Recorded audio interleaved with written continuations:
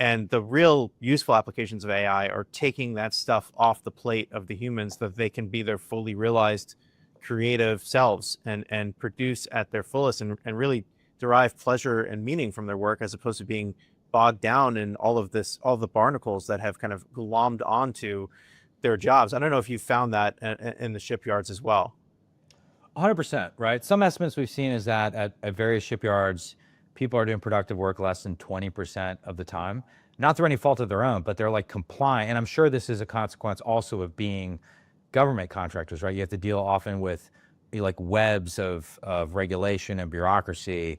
But the consequence is that, you know, people are spending 80% of their day doing mind-numbing, soul-crushing work, and nobody wants to be doing that, right? So what AI has the potential to do is liberate people from the soul-crushing work and allow them to focus on meaningful, productive work. You know, it's interesting. This had just occurred to me now, so bear with me. I reserve the right to rescind this statement.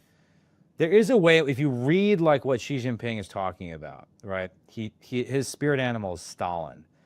And he talks about like engineering souls, right? Like this is sort of the Marxist-Leninist ideology that like the party can like engineer the souls of all the party members. Like we're sort of at Palantir doing the exact opposite, right?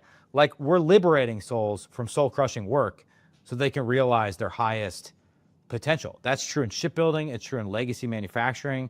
It's true in any industry that's collected the barnacles that you've talked about. And once you do that, I think you're also going to start to solve, I think the workforce challenges get much easier to solve. So for example, one thing I confronted when I was in politics was people paying a lot of lip service to this idea that, well, not everybody needs to go to college, right?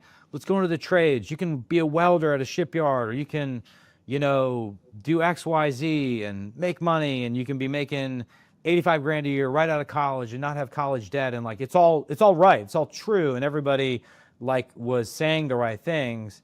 But then I would ask parents saying this, I'd say, well, what about your kids? And they'd say like, well, I mean, my kids are going to go to a four-year college, you know, because there was still the stigma associated with the trades.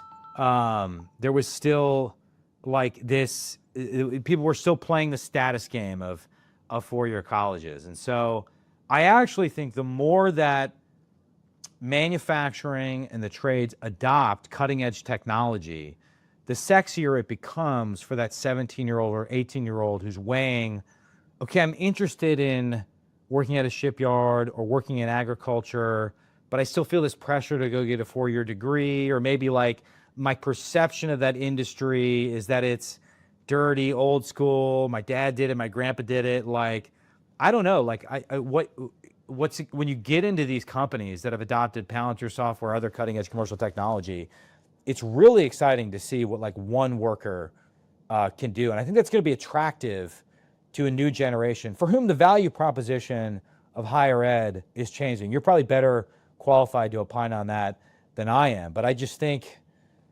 at some point, like if your four-year degree is not getting you like a return on the investment, like you're going to look for alternatives. And if we can make it culturally attractive to go into the trades because it's technologically advanced, then I think you start to cook with gas. Because every industry I represented in Wisconsin, it really didn't matter. Their biggest challenge for really my 8 years in Congress was workforce. They just couldn't find enough people to do jobs. Like, so if you're willing to work hard out there, like the world is your oyster. Like there is no near-term possibility that AI is going to put you out of a job if you're willing to bust your ass. Because like there is